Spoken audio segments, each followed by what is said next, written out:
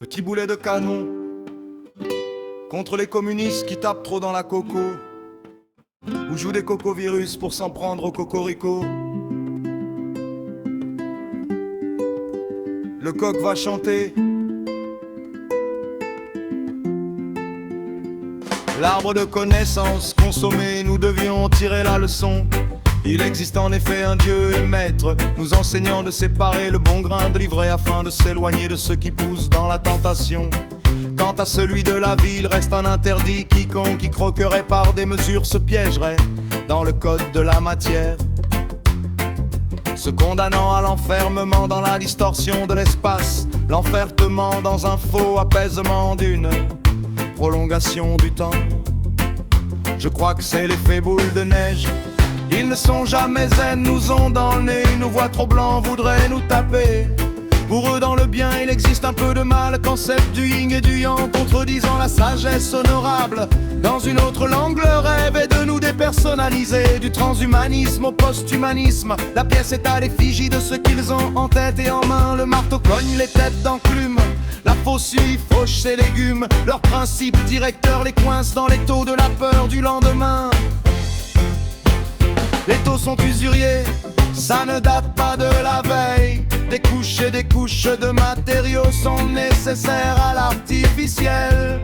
Dans sa production superficielle de l'hyper-réel, d'un simulacre robotisé, ces détraqués veulent nous mettre plus bas que terre. Et la majorité préfère se taire, s'enfonçant toujours plus profondément comme des vers. C'est pourquoi j'exprime cette forme de colère par mes vers. Dans cette optique je vous partage qui conduit ma vision du microscopique au télescopique, des rimes croisées et embrassées en quête de l'humanisme qui n'est plus rempart santé, c'est fil au champ. Dans la désynchronisation le corps est retouché, l'esprit entravé par ce qui dame. Si on sent conscience n'est que ruine de l'âme.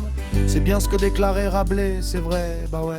Quitte à déplaire par nos propos, nos mentalités, depuis la morale s'affirmeront dans la formation. C'est une école de la méthode pour s'informer, où chacun a sa voix, sa fréquence d'émission. Afin d'analyser les mesures, c'est l'art du commentaire qui vient raviver nos sensibilités.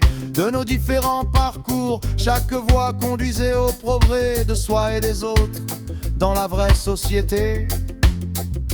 Loin des pièces déjà frappées pour entrer dans le moule. Les différences sont les richesses qui ne doivent pas se diluer. Les pièces sont uniques, la mission est de les conserver dans la recherche du vrai. En quête de savoir et de connaissance, l'enquête sur la vie nous conduit à ce qui se raréfie. Pourtant la raison a permis l'évolution. Le pouvoir est entre nos mains, c'est le plus précieux de nos biens. C'est savoir ce qu'est la liberté. Retour triomphant de notre volonté dans les choix. Bernano replace l'homme contre les robots.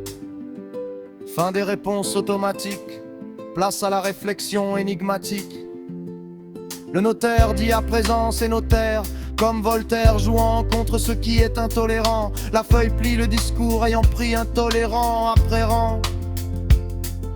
Les autochtones comprenaient l'effacement comme un amérindien qui ne convient en rien à la démocratie, lui vivait naturellement. Les autres juxtaposent ce qui sort de sol dans leur théorie. L'homme n'a plus les pieds sur terre, que la bipédie, il redevient un singe courbé qui en rit. En attente de redécouvrir la gravité avec un peu de bol, l'espoir envolé dans ces nouvelles infrastructures. L'entreprise de l'industrie est simulante avec ses formes tentatrices. Leurs actions sont tentaculaires, les vintous sur les caprices. La pression tire dans les profondeurs, encore médusés des gens pourraient en pisser de rire. Ou écouter les féeries de la croyance de Mohamed qui se déverse dans un puits pour que l'eau soit sucrée et douce. Encore de la salive épuisée pour rien, il en vient à jurer, promis, cracher. Le remède est pire que le problème d'inflammation au cocac de la méduse. Attention, le molar des molars continue à cracher le venin, comme le serpent des races de vipères, épuisant.